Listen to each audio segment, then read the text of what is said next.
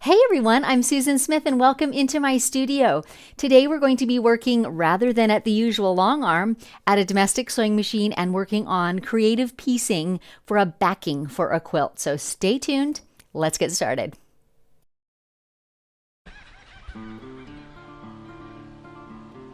Welcome to Live and Unscripted with Susan Smith, quilting's first reality show.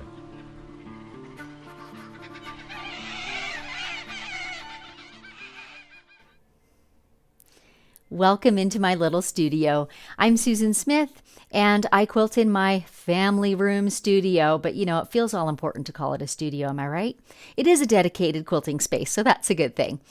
Today's project is a pieced backing for a quilt. And this is just, I struggle, as I know some of you do too, with how to put different fabrics together in a backing, but sometimes my hand is forced, as it was this time, by the situation that I'm in and the problem that I want to solve.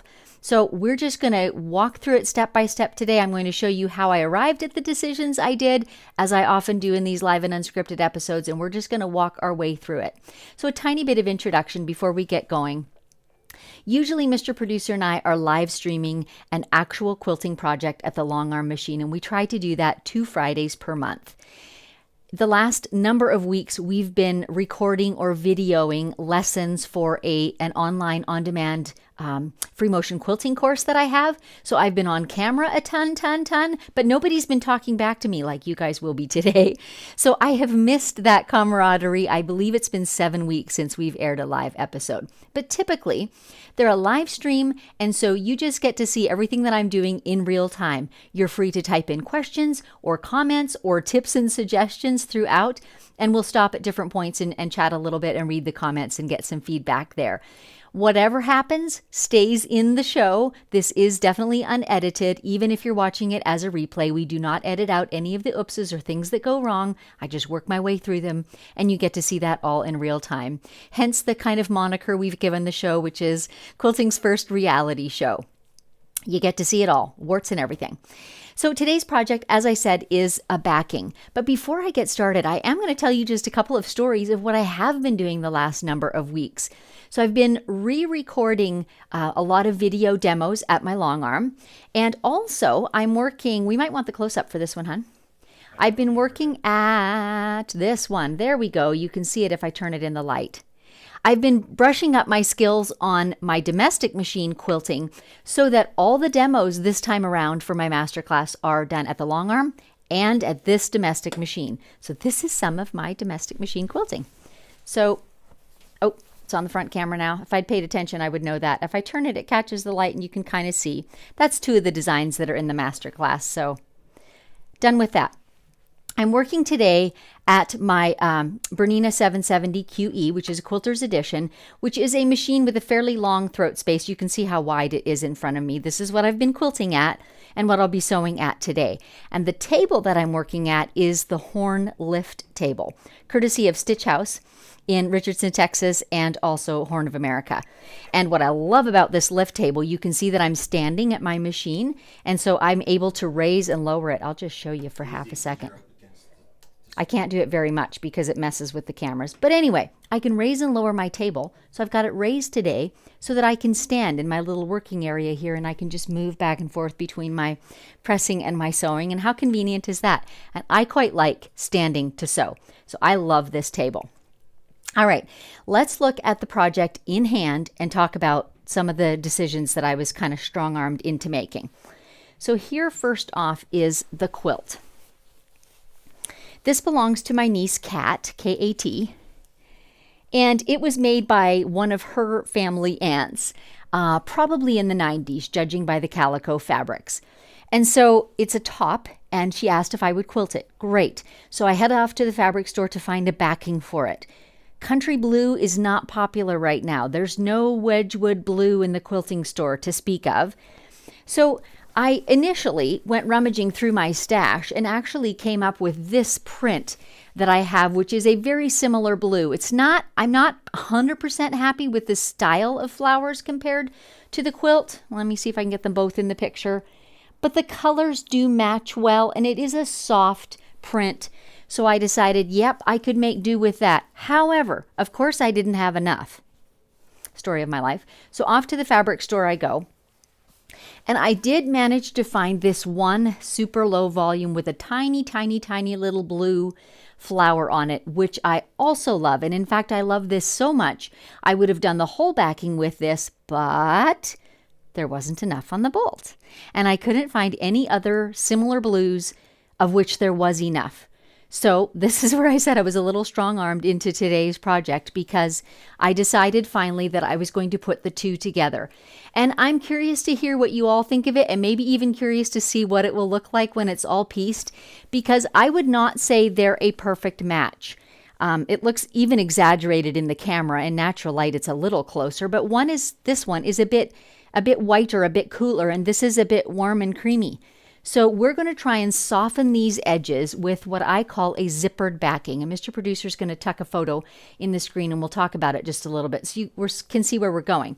See how the blue and red have this staggered where they're joined, so that it kind of softens the blow, if you will. I have used this zippered backing whenever I'm piecing a backing, and typically when they're two quite different things and I don't want to have just a straight seam, because it just looks so sharp and so harsh. And so this zippered backing just softens it a little bit. I think that's all we need the picture for. So that's what we're going to do today. So I'm hoping that will help the creaminess with the whiter one blend and soften a little bit. And of course the quilting helps to tie it all together as well. So that's what we're doing. That's the best I could make of a iffy situation. So we'll see how it goes, and I'll hold up the whole backing when it's done, and you guys can be the judge. A question on the machine. There's a question on the machine. Yeah, sure, let's have that. What is the size of the throat? It's 10 or 11 inches. Bigger than your typical sewing machine, not enormous. Like there are Jukies that come a lot bigger even than this. This is definitely a domestic sewing machine. It's not a sit-down long arm. I don't have a ruler here. I would measure it for you. And I don't know the stats off the top of my head. I'm sorry. Okay, couple more thoughts before we dive right into the making of this piece backing. I kind of thought it through. The example I showed you on the screen, the red and blue one, was just a lap-sized quilt. And so I kind of vary the size, the proportion of my zipper, depending on the size of quilt that I'm putting it on. If I was doing this on a baby quilt, for example, I might make my little zipper pieces, I don't know, 2.5 or 3 inches. But the quilt I'm working on today is 70 by 80 inches, so a fair-sized quilt. So I actually pre-cut my strips already into 5-inch strips. And so our blocks, our zippered blocks, are going to be 5 inches. That is entirely up to you, but I do tend to think that through before I start chopping up my fabric pieces. Especially if you're thinking about the size of finished backing that you need, and if it's a bit skimpy, then that might influence your choices too, right? Because we're going to put this checkered strip right down between our two backing pieces that we're putting together. So the bigger it is, the more you're adding to those two strips. Does that make sense? So those factors all come into play when I'm deciding what size to make it. In today's case, I actually didn't have enough of my little blue one here to do the 80-inch length of the quilt. So my zippered backing is going to go from side to side. So I'm going to have a width of fabric up here, my little zipper piece, a width of fabric down here, and I'm going to purposely try and offset that a little when I go to place my quilt on it at the long arm. I don't love it right through the middle, so I'm going to try and make it kind of 1/3, 2/3-ish. That's what I'm aiming for. So the first thing I've done then is just cut my 5-inch strips, like so, of each fabric. And I cut 2 of each because there's 1 of each is about the length of my quilt, but of course there's going to be a whole bunch of seam allowances in that. So I cut 2 of each, and that's going to be plenty. So the first thing we're going to do is just sew together each pair of strips. So let me move all this fabric out of the way so we don't need it for a few moments, and we won't need the quilt at all. So we'll fold that out of sight, although we will keep it handy because we might want to compare, how it all looks together at the end. So we'll keep everything close by. So I've got my 770E Quilter's Edition set up for just a straight stitch, really simple. I'm doing a 2.5-inch stitch length, And I've got my, I don't know if you guys can see it. I think you can. I've got the little even feed apparatus lowered with the appropriate foot that goes with it right here, so that it's going to help me get, because I'm sewing this long straight seam, I want to make sure that I don't have one edge pulling up faster than the other, easing into the other one. I want as smooth a seam as I can manage. So different machines have different ways for doing this, and certainly having a good presser foot amount of tension will help you with that. Like I often sew at machines that don't have the bells and whistles, like the even feed feet. I have a Singer 301, for example, that I love sewing with, and a featherweight. And I find that if I keep my thread tension overall on the low side, and if I keep my presser foot pressure on the low side for just 2 pieces of fabric, that I get a better, smoother result. So I'm running down rabbit trail here, but that's kind of how I go. When I'm sewing a long seam like this with 2 pieces of fabric, I take the time from time to time to judge, how is my machine on the overhead? How is my machine doing in terms of smoothness? So when I sew that whole seam, does it lay fairly flat, or does it really pucker up before I go to press it? If it's really puckering up, it's going to be hard to get a long, flat, smooth seam, and then we're going to go and subcut it, and it's going to make it difficult. So it's worth trying to figure this out a little bit before you get going. And I've got a little spider dealie for my thread ends on my machine. That's what you're seeing under the foot right now. And from there, I'm just going to start sewing this long seam. Here we go. Take half a second to cut that little spider off. Mr. Producer, you'll tell me if that vibration is too loud on camera, yeah? It's good.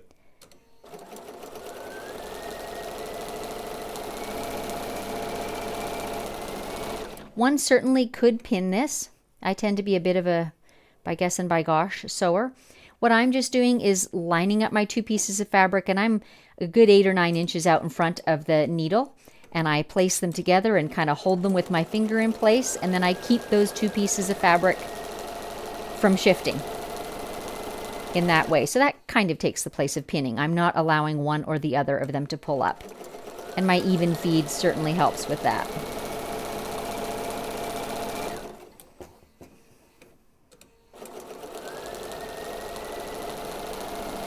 So we're just sewing the entire length of those 2 pieces, and then we'll feed the other pair underneath right on their heels.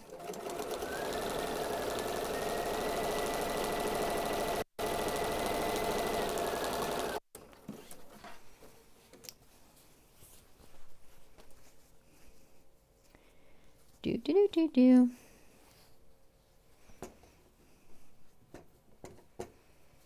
I don't bother cutting the thread or anything. I'll just feed the next one right under.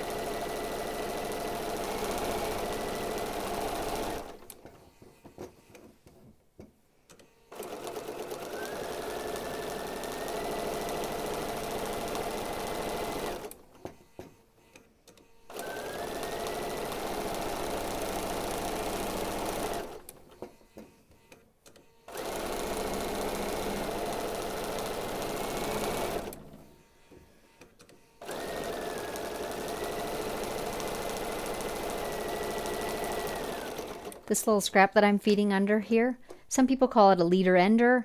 Some people call it a spider because it gets a lot of tails of thread. It is just super helpful so that when I go to start my next seam, those thread tails are held in place and I don't get little jumbles in my beginning few stitches. Okay, now we're tootling off to the ironing board. I've got my Laura Star set up. Sauna, anyone? Whew! Powerful stuff. I like to press my seam flat first, and I am a steam user. So if you're not, you might want to close your eyes. I am definitely a steam user.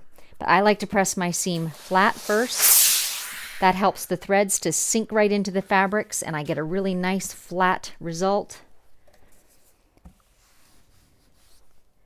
we're going to press toward the larger print.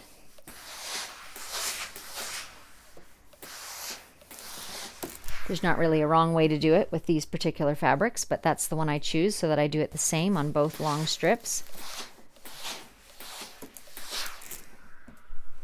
Another little rabbit trail.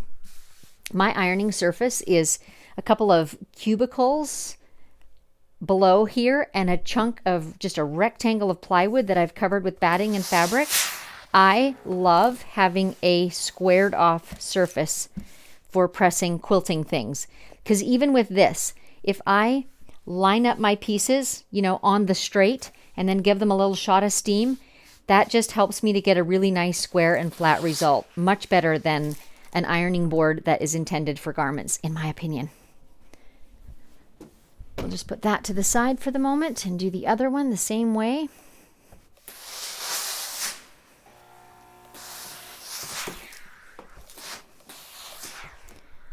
And if I don't have multiple things sitting on my board, it's actually long enough that I can do a whole with the fabric cut, which is kind of cool. And yes, Mr. Producer made this for me, and I love it. The whole apparatus is on casters as well, so I can move it around my room if I want to. It's very, very useful.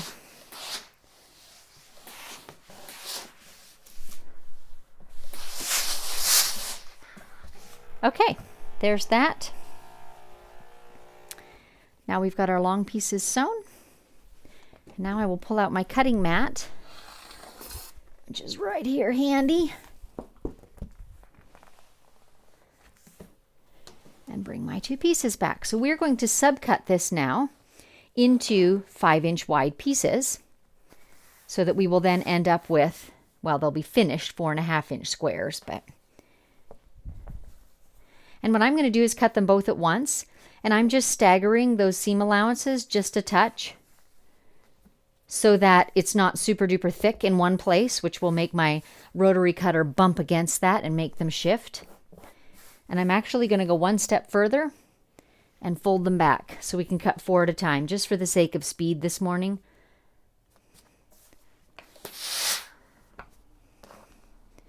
And I like to line up my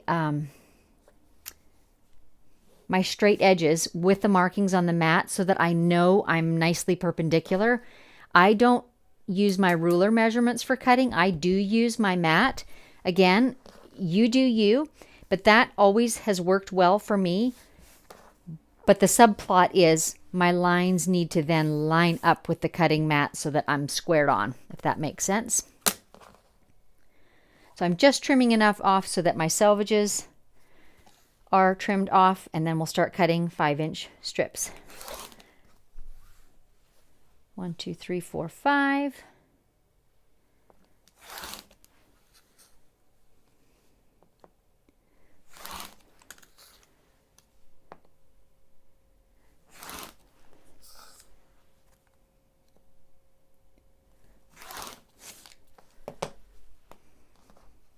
So right off the bat, we've got now these little segments, and that's what we're going to sew together next.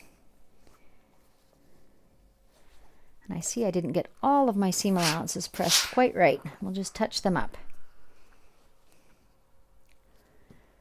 I want to make sure I get these in the right direction, because basically what we're going to do, you can see me at the mat, we're going to just stagger them, alternate them, right? So I think I'll go ahead and stack them all in order so that I don't confuse myself and inadvertently sew the wrong ends together.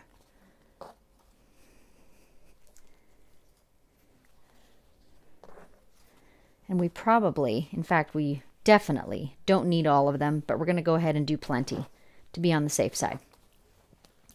Now what I usually do next is go ahead and stitch them together in a whole bunch of pairs, and then sew the pairs together and then the pairs again. So I've just taken, can we have a close-up maybe? I've just got 2 like this, flipping this one over, stitching this little seam, and I'll keep doing pairs and pairs and pairs until I have them all together. This one does not look squared up to me. Bear with me a second.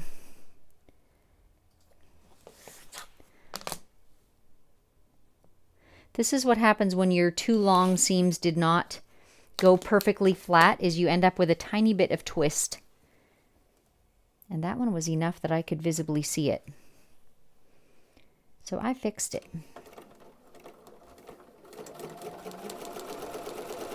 I'm a semi-perfectionist when I sew.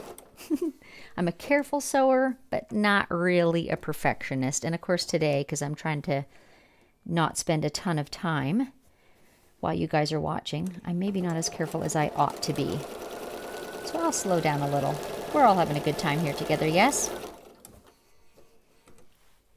So while I sew, 1 minute before we came on air, we showed briefly a little clip about our upcoming cruise in January of 2025, which we are starting to get excited about. It's starting to feel real now that we're nearly halfway through the year.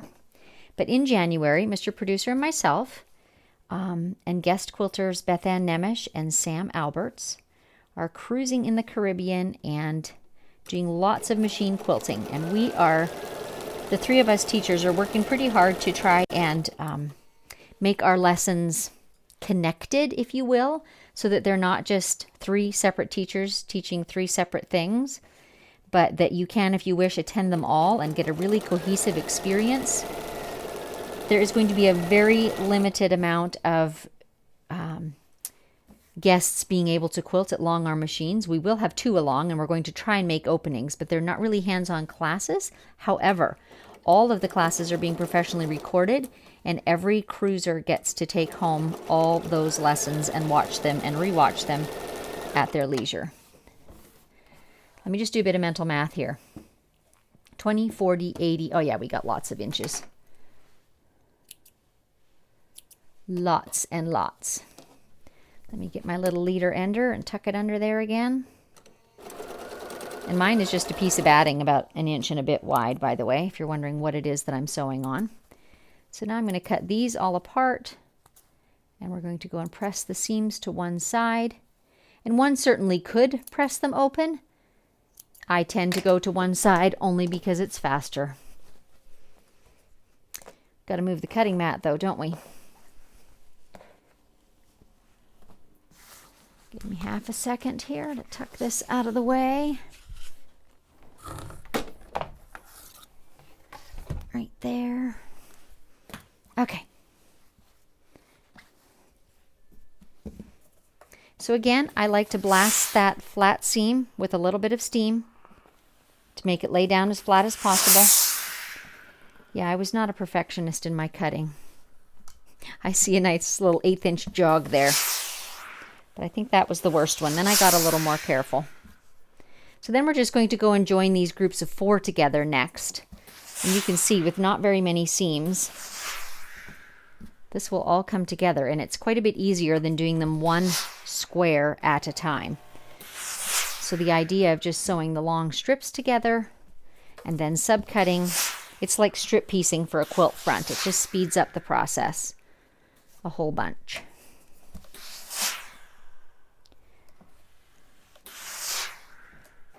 And now I'll go back to my machine and sew these groups of 4 together.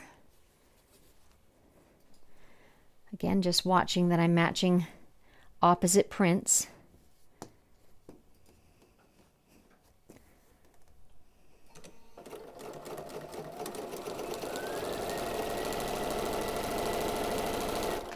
Do we have many comments, Mr. Producer? Shall I stop after this and take some questions? That would be a good thing. All right.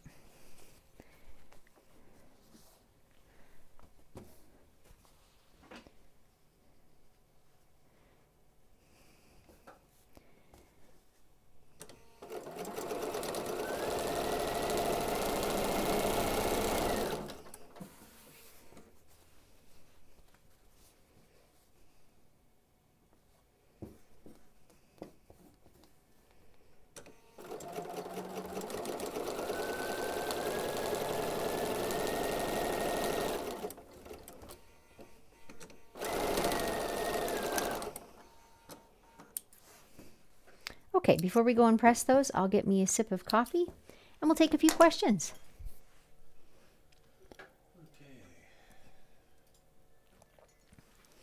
Peggy, ever tried diagonal piecing in the back to save fabric? I have, Peggy. That's a whole other skill, and one I should do one of these days on air. But yes, I have. I've actually done a front of a quilt like that once too. It was a solid and I was appliquing something on it, and I did that diagonal piecing.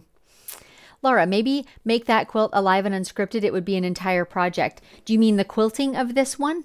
And I very well may. I very well may. It's a pretty big one to finish all in one episode, but I could either do the beginning with the loading or the ending half with the finishing, because it's going to take several hours. And are you using 1/2 inch seam instead of the usual 1/4 inch? No, I have a 1/4 inch seam. Honestly, you could do whichever you like. Just know which one you're going to do for your cutting purposes and how much you're going to lose to seam allowance. But because it is part of the backing, I feel like a slim 1/4 inch seam will have less bulk of fabric. So I'm just going with the 1/4 inch seam throughout. Liz, hello from 30,000 feet on a flight from Seattle to Atlanta watching this episode. That's awesome, Liz. I love that. I feel like that should go in the Hall of Fame somewhere. Laura, when setting the seam, does the seam still need to be warm when opening? If the seam has cooled off, do you need to reheat? No, I don't think it has anything to do with it being warm that keeps it flatter. It just has to do with that little blast of heat and steam that just causes the sewing thread to kind of sink into the fabric threads. And so that rollover is less abrupt. And also, there always is a little pucker, at least for me, when I first sew it. And so when I do that initial press, I get a nice flat, crisp seam. And I just like that. And I've fallen into the habit of always doing it. Deb, which Laura Star iron do you have? I have the small lift, which I don't think you can see on air. No, you can't. It's the short lift that moves around on wheels.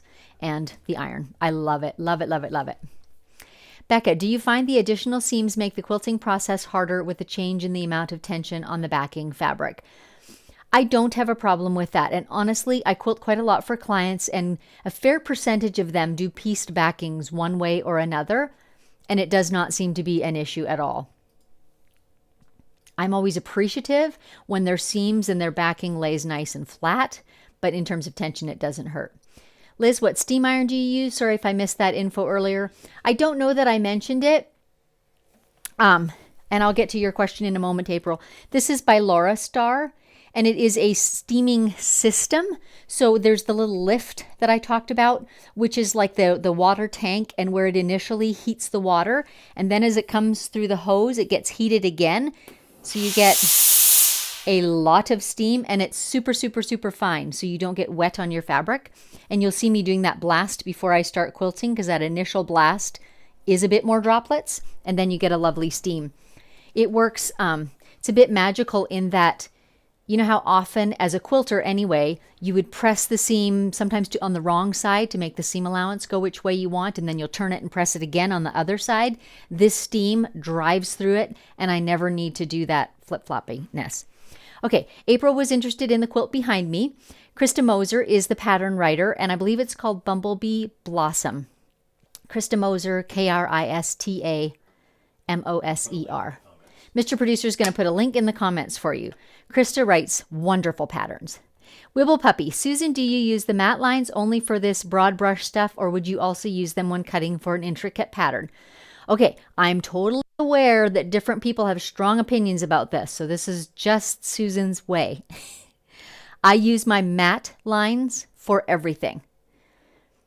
And I know there are some people who say that's not as accurate, but my opinion is, even between rulers and certainly between mats, there are teeny, tiny differences. There just is. If I set my mat next to your mat, it would be slightly different. And if I set my ruler next to another brand, probably same would be true. So my feeling is, if I pick one and do it, it's consistent. And it works for me. I've always used my cutting matte lines for my cutting. Juliana, related to standing at the domestic machine, how does the foot pedal work? Do you get off center or tired from using the same foot on the pedal? I don't find it to be fatiguing. I find it less fatiguing to be moving around and shifting my body as opposed to sitting on a chair.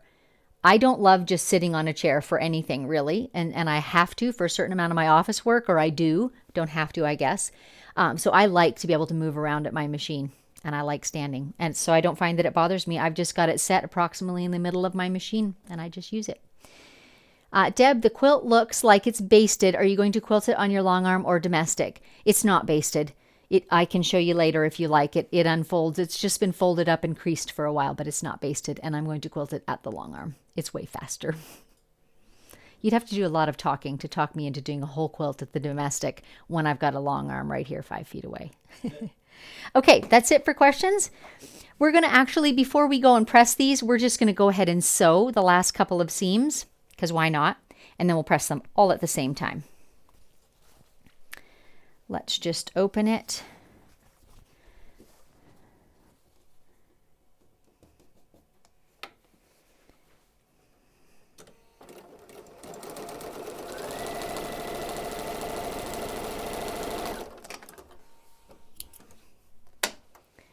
And these are now long enough. I can literally take my tail and put my other one against it.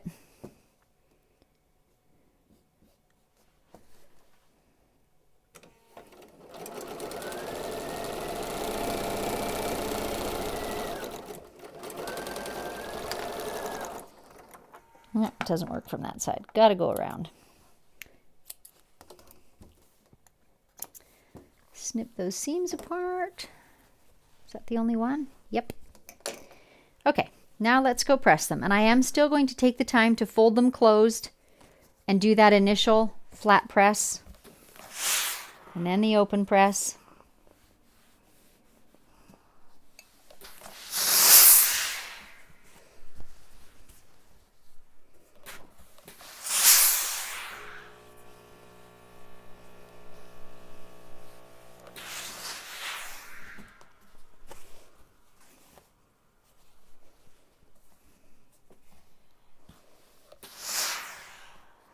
I think I have lots more here than I need, but better too much than too little.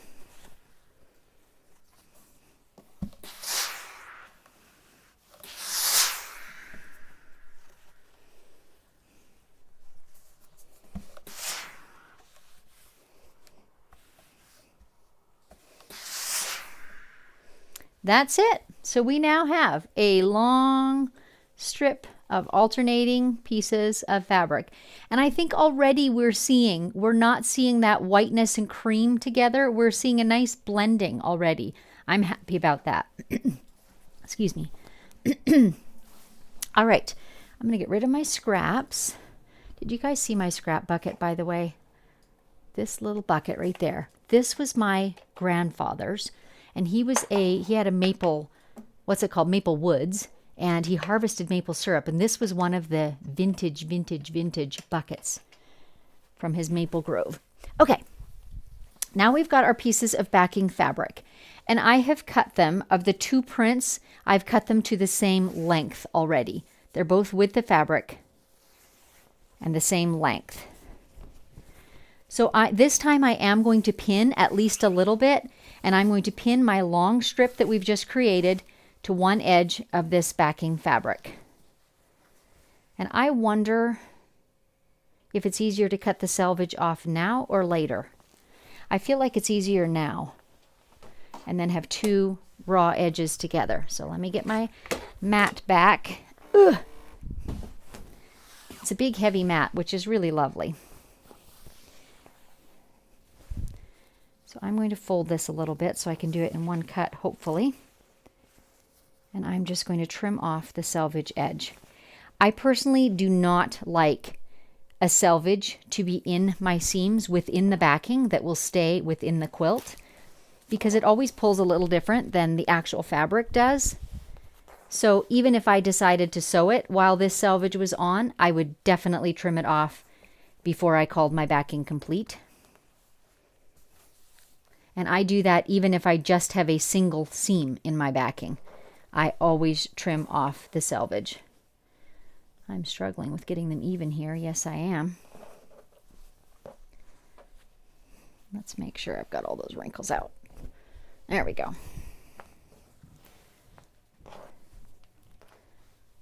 So again, I'm taking great care to match up my lines perpendicularly on my mat so that I'm not canted at all with my trim. And that should be true for the selvage as well, and it is.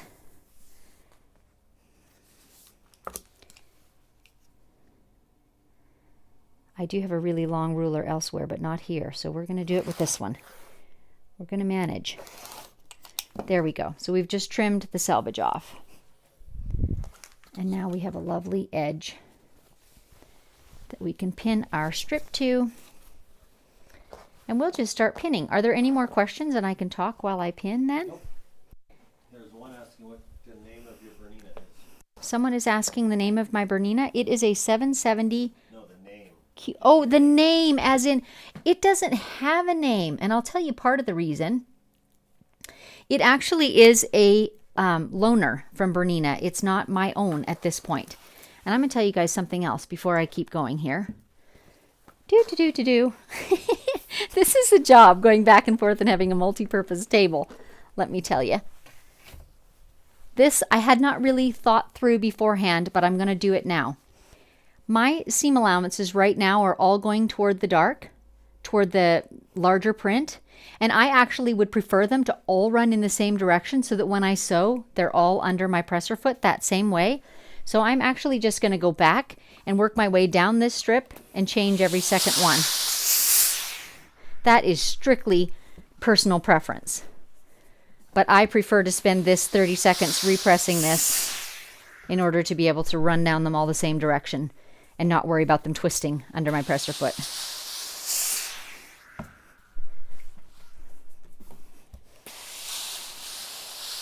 And had I thought of it sooner, I could have done it when I was doing that initial, when the pairs were together, I could have changed half of them, but I didn't think of it then. And this works just fine. Beautiful. Okay, back to our raw edge, which is right here. Yep. So again, I like my big ironing surface for this because I can kind of lay out a 2 or 3 foot stretch of it and lay out my piece on top and know that they're smooth and neither one of them is getting eased into the other. Does that make sense? I recently just quilted a quilt that had borders on it, and all of the quilt itself had was set on point, had bias edges, and I found that it was all eased a little bit into the border. And it laid, like every seam appeared to be smooth and flat, but when looked at as a whole, there was this ease going on. So I feel like the bigger space you look at flat when you're pinning, the more likely you are to avoid that type of puckering. Like I would see right away if I was pulling my top piece too snug. Do you know what I'm saying? I would see right away if this was pulled too much when I've got this long bit laying. So I like to do this when I'm pinning borders, when I'm pinning anything long like this. I tend to lay out a goodly chunk of it. I will often, when I'm not on camera, I'll do it on the floor and I'll lay the full length of it so that I know both pieces are relaxed and laying smoothly and evenly.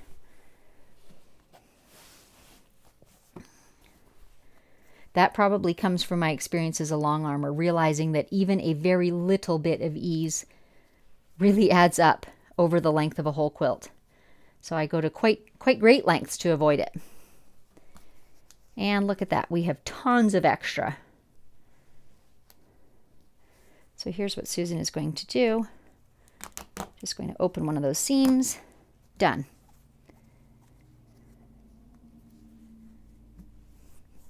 And now I can keep this for, I don't know, a pillow. Insert it in the binding, whatever the case may be. So we're going to go ahead and sew this whole one.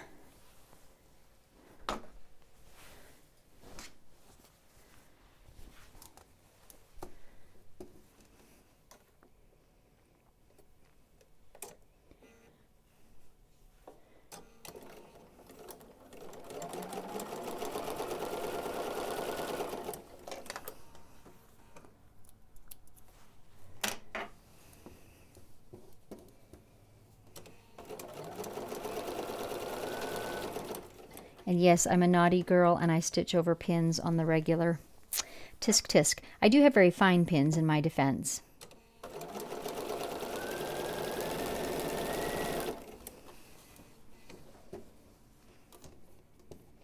Sometimes, as right now, I'm putting just a tiny, tiny bit of tension on the back. I don't know, I feel like it's just habitual and I probably don't need to. This machine does so very nice and smoothly. But that's what I used to do on my older machines that didn't necessarily smoothly feed the layers. And it does help a little. It's a very small amount of tension. So we're just stitching this long, long, long seam in place. There's no nesting seams, obviously, to match up. And you can see how convenient it is to have all my seam allowances running in one direction. Under my presser foot. I do love it.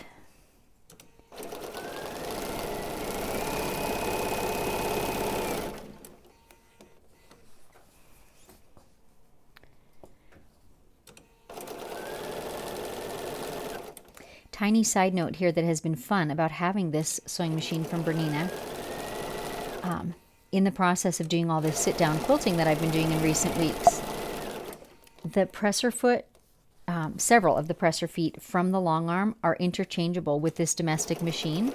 So any foot that is spring-loaded, like a hopping foot, is interchangeable, which is really, really cool. So that's kind of what got me started thinking, oh, hey, I should start quilting at a domestic machine again because I can just go back and forth between them. I was using the little number 9 darning foot. Oh, yeah. Let me move all that fabric out of the way. I was able to tuck my little number 9 darning foot on this machine and just quilt away. And my long arm, in fact, uses the same needles as this machine, just regular sewing machine needles. So that was kind of fun to just be able to pop back and forth between them. The thing they don't share is bobbins.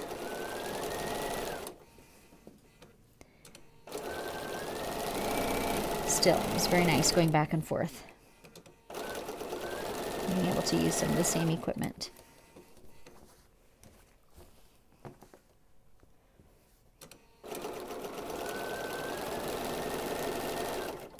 As you can see, I am not doing high precision piecing here. I'm not. But these are just long, straight seams, and it is satisfactory for the job.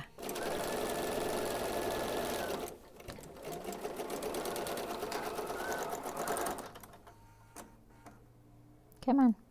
There we go. Okay. Look at that. It's all attached. So now before we press it open or to one side, I'm going to quickly run along it and do my flat press that I like so much.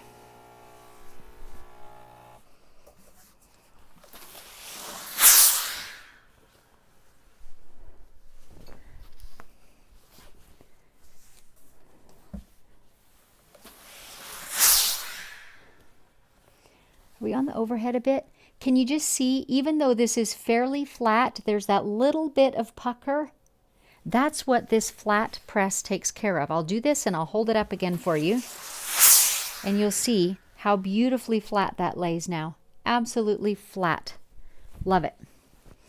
Let us press our seam toward, well, why double up seam allowances? So we'll press our seam toward the solid chunk of fabric. That will keep it as smooth and flat as possible.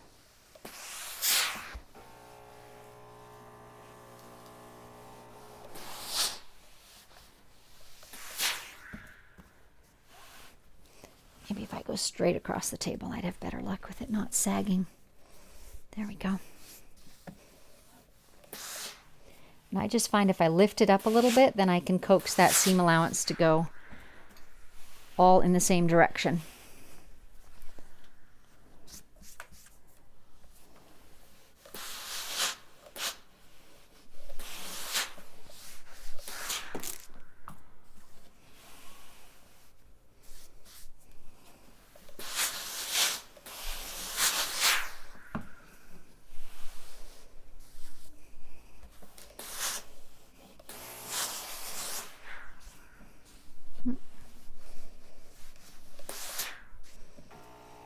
Okay, progress report. There's one side of it, all done. Yay! So all that's left now is to put our other solid backing piece along the other side of our zipper. And again, we're faced with the selvage. I should have thought of that sooner. I bet some of you did. I just bet some of you did. Thought, oh, you're going to want to trim the selvage on the other one too. And here I am. Actually, this is the same side.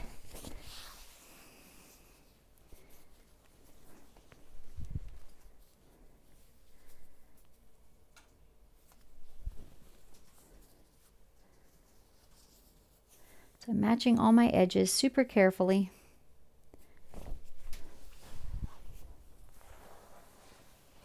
Up on my cutting mat.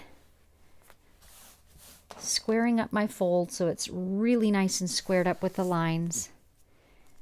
My selvage should be equally squared too. Adjusting the fabric as needed. Fabric is a thing that's got a certain amount of give, so you sometimes do have to nudge it into the position you want it to be. That seems good right there.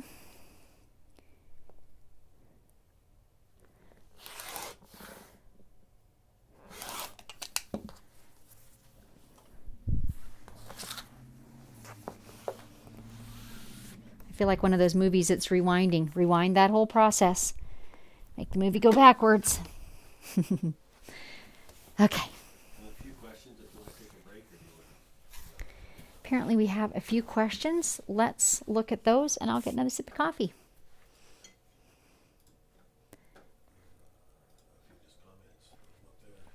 Carol, love your pin cushion. Me too. My sister made this for me. It's a little china mug. We are fellow quilters, both of us. Gainer, if you do get a seam sewn in the wrong direction, do you unpick the entire seam to fix it? A portion of the seam and do surgery, or leave it? So by sewing them in the wrong direction, do you mean which way the seam allowance is flipping? Because that I can do just by ironing. If I joined the two wrong fabrics, if that's what you mean, I would undo that because that would spoil the zipper effect. So I definitely want my fabrics to alternate along the length of the zipper. Melody, are you choosing the traveling feather for quilting? If so, will you be demonstrating this as a live and unscripted? I haven't for sure decided what my quilting design will be, but I would say the all over feather is definitely a contender at this point. I'm not sure about doing it for a live and unscripted because it's a pretty big quilt. So I would either have to do just a portion of the quilt or it would be a really long episode because it is a few hours of work for sure. What stitch length do you use? Sorry if I missed it at the beginning. I've got my machine set on 2.5.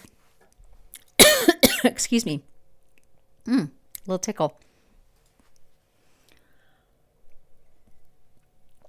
I've got my machine set at 2.5. That's kind of my all-purpose stitching length. Excuse me. Julie Daly. I sew standing up as well. I saw the I've sewn this way for 40 years. I find seated sewing confining and my elbows get in the way. Love that. I'm fairly new to it, honestly, the last year or two, but I really enjoy it as well, standing up when I'm sewing. TNA Tampa, Misty. Mat versus ruler, consistency is more important. Lines on the mat are up to 1/16 of an inch thick, so when cutting, make sure to stay on right, left, or middle. I see what you're saying, and especially when there's the larger markings for like the 5-inch blocks. Some rulers will have that. And you're right, the line itself can have a certain amount of thickness to it. So not only consistency between what ruler you choose or what mat you're using, but right, left, or middle of those lines, right? So you're right, consistency is the most important key. Judy, would it be better to press the long seam open? In my opinion, no. And I'll show you why. Let me just hold this up here a minute. Do you see how I've pressed it now toward the unseamed fabric? If I pressed it open, all those seam allowances would be pressing back on themselves on my pieced portion. And so there would be more layers of fabric there. That would be what, 6? 2 and 4 from the seam allowance and 2 from the fabric. Whereas if I press it down against this flat piece of fabric, I have less thickness. So that seems like the logical solution to me. Becky, I don't think anyone would mind a long episode. Well, we might have to stop for bathroom or lunch breaks, though. Dave, could I maybe off drop? I just have a repetitive tickle that does not want to give up. Where are they? They're in the pantry. Sorry, guys, that's more information than you wanted to know, but needs must. Okay, were there any more questions or comments, or shall I just get on to pinning? Whew. Okay. It's getting hot under these lights, you guys. It's a side effect no one told me about. So again, I'm just laying out my already pieced one as flat as I can, using the large size of my ironing space to help me keep things really nice and flat. Finding my edge that I trimmed the selvage off of.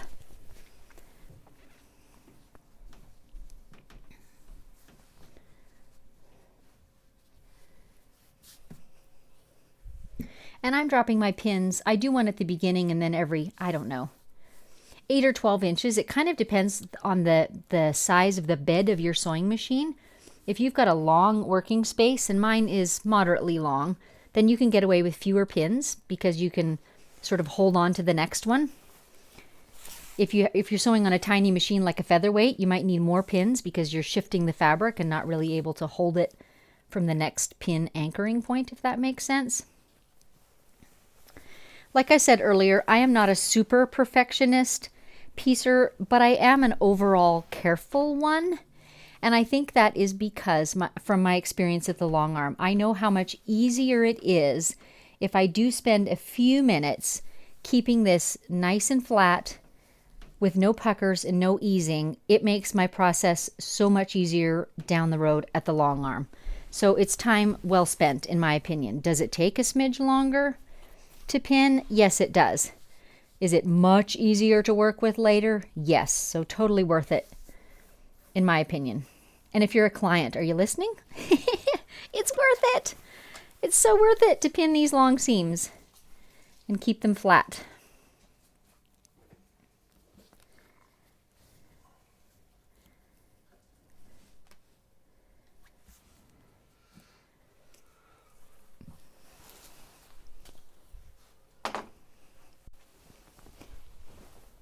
And this time I'm sewing on the, oh, gotta get on camera here. This time I'm going to sew on the, there we go,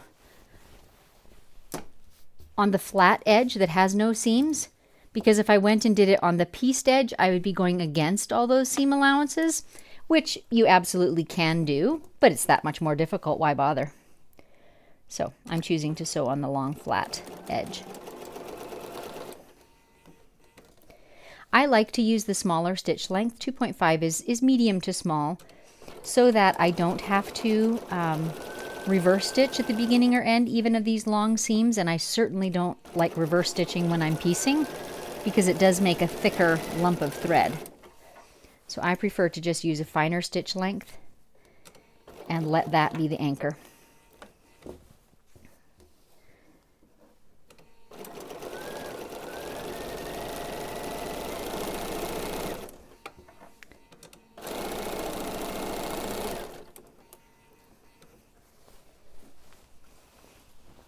It's a lot of fabric here is what it is.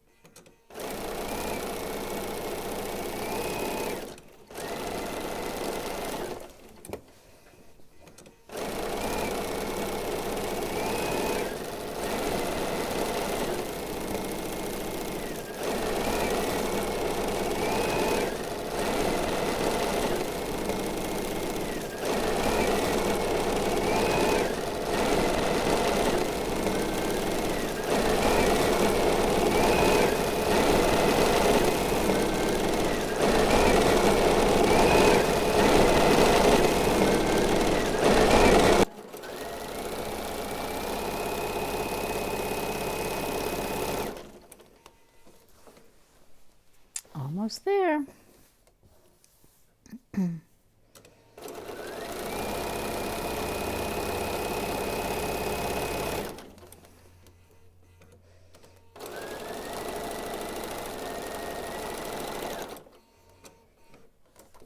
I don't think I remembered to cut my little leader ender off. I try and do that at the beginning.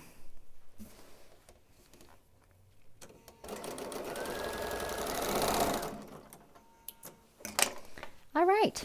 Now I want to point out a quick something else, and I'll put it over here where you can see. Oh, it's behind my picture.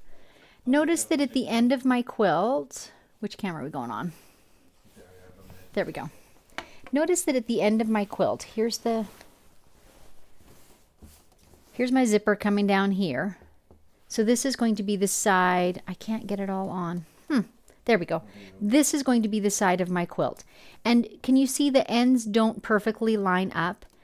If you haven't watched a live and unscripted episode before, you ought to, because I walk you through when I load how I do not have to have all 4 sides of my backing squared up. I only have to have the front straight edge square. And this will just get trimmed off and the resulting quilt will still be square. I promise. So back to the ironing board, and once again, I'm doing the flat seam, still folded closed, giving it a little shot of steam.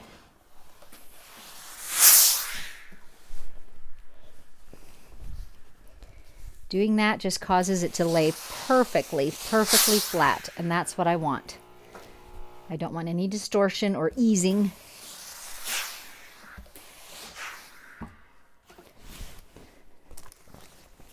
And we're going to lift up this print because we want the seam allowance to be toward this big piece.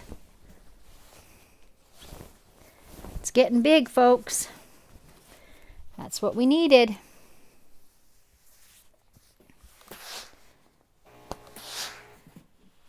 Again, if I just lift it up a little, then with my iron, I can just coax my fabric to lay in the direction I want it to go, and the seam allowance is all going that way underneath as well.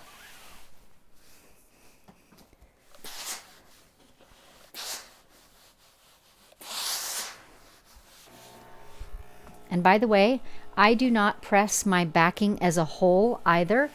Even the creases that are in these large pieces of fabric, like the creases that were from the bolt, can you see that one there? I just lightly mist them with water when I'm loading them on the long arm, and they relax enough that I don't get creases ever in my backing from those. It is a long time since I have actually ironed or pressed a backing. A little fine mist of water is your friend. All right, guys, we have a zippered backing. There it is. And of course, in this light, you're still seeing very much the seam allowances behind there, but you get the idea. This is the one I'm trying to pull in and let go of this one. There we go. So you can see it. And let me just get the quilt and hold it up as well, and you can kind of see them side by side a little bit. See what we think. I don't know, maybe the quilt's just going to go over my shoulder. How does that sound? Can't really see all the fabrics. There it is. Okay, that's not working at all. How about the ironing board? I'll open this up a little bit more. And this is kind of a sampler quilt, by the way. Somewhere in here. Yes, right there. See how there's actually a fan with some eyelet lace on it? Super, super cute. So there's the quilt. And there's the backing. I think I'll be happy with that. I think that's the best result possible with the options that we were given. I really do. Okay, do we have any more questions or thoughts or comments before we go? Becky, for marking, what is your opinion of the friction pens? I have not been a user of friction pens, Becky, but I will tell you this, they are not advertised to be the appropriate markers for like marking quilting lines, for example, and then removing that marking later. They are for marking fabric, but I don't think they're a reliably removable type of ink. So I don't recommend them for that reason. I don't think they'd stand behind that because that's not what they're intended for. So the water and air erasable ones are definitely a better choice, I think. Mary, are you going to press out the creak where the fabric fold where the fabric folded before you put it on the quilting poles. And no, I'm not Mary. That's what I was just talking about a moment ago. I almost never press my backings. I can't remember the last time I pressed one, even when they come terribly wrinkled. I load them onto the front rail of the long arm, and then as they're kind of hanging over the back, I lightly mist them with water. The type of quilts that I do are not super fine fabrics that can't have water on them, right? So that light mist of water, all those wrinkles just relax enough that they don't pull up and make a crease when I'm quilting. Watch some of my episodes. I do it on lots of live and unscripted episodes, and it's just the easiest thing in the world. Megan, what type of thread do you use for piecing? I have a spool by Connecting Thread on here right now, and it is a 100% cotton, and it is a 40 weight. I think if I had my druthers, I would prefer a 50 weight or 60 that's finer, but I have a bunch of this on hand in neutral colors, and it's a good thread, so I continue to use it. That's what I have.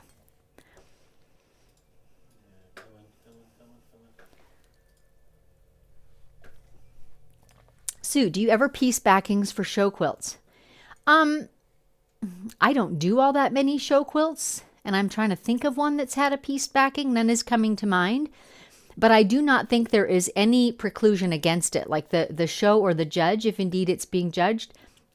I don't think there's any reason that you couldn't. I think the key is to have it neat and flat and suitable.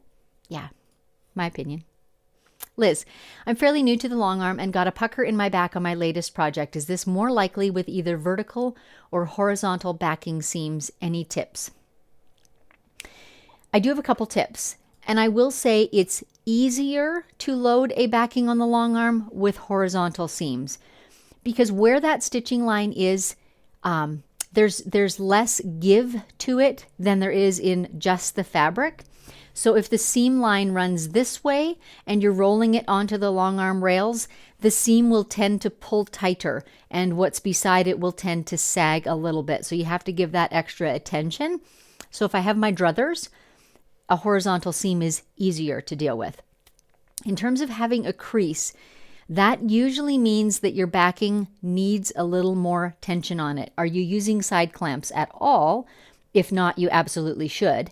And maybe you need to put them a little bit tighter just to make sure that that backing has got a bit of tension on it. And, you know, again, I'm rabbit trailing a little bit, but you can see this in lots of my episodes. I always recommend when you advance the quilt to baste all the layers together on the left and the right, and then put the clamp on so all the layers have approximately even tension. So then what you're seeing on the top, like, is it stretched enough to get the crazy wrinkles out?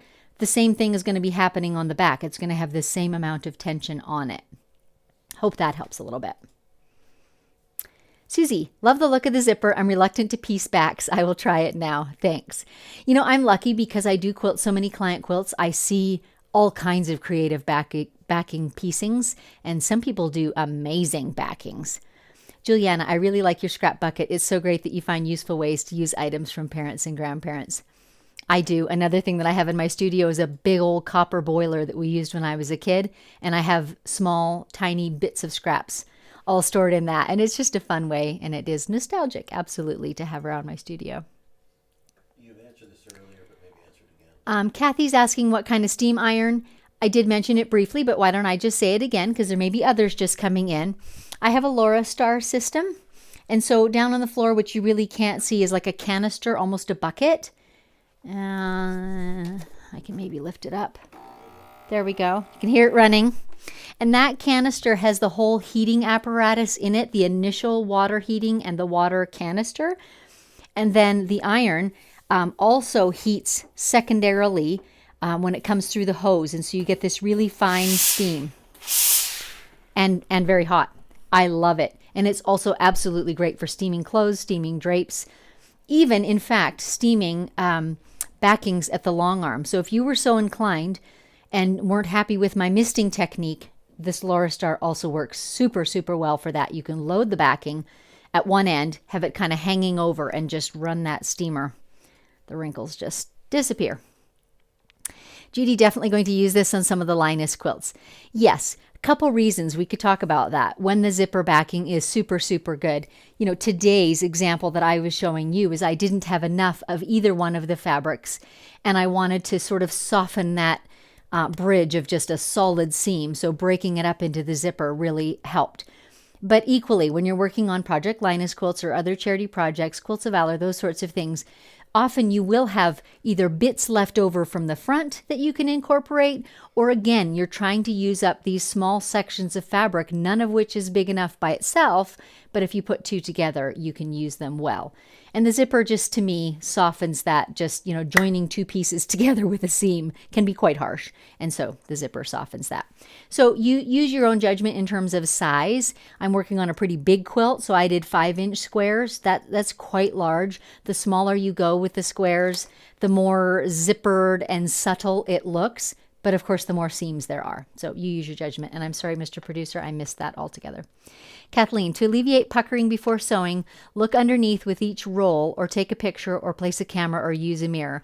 So Kathleen's talking about the long arm to alleviate puckering. And I agree with that. I didn't go into that much depth.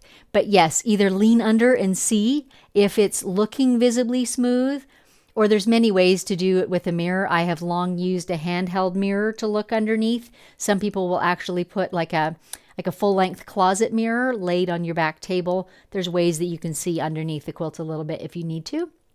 But I have found that basting on both sides and then putting tension on has been my friend. Because then, if I know that the top is not puckered, then the back's not either, because they have the same tension. Or at least generally that is true. So those are tips. It's not always foolproof, and some fabrics do have more stretchability than others. So looking underneath is absolutely foolproof to know what's going on under there. So, okay, that is our zipper backing for today. Once again, I was working on my Bernina 770E Quilters Edition sewing machine, and it's sitting in my lovely new horn table. This is such a treat to me, you guys. I don't think I've ever, in the hundreds of quilts I've sewn, I've never had a table that my machine was set into. I've always had table, desk, whatever, that my machine sat on top of. So this is just the absolute luxury to me. So a big thank you to Stitch House in Richardson, Texas, and also to Horn of America, who graciously provided me this lovely table. And because it has the lift that goes up and down, I can now use it standing up. So that's what I've been doing today, standing at my table and sewing, and I love it. So that was our zippered backing. I will seriously consider quilting this whole project on Live and Unscripted. I'll chat over it, about it with Mr. Producer over a cup of coffee, and we'll let you know. It may even be as early as next Friday that we're going to do another Live and Unscripted. I know it's been a long drought. So thank you so much for joining us, and we will catch up with you next time.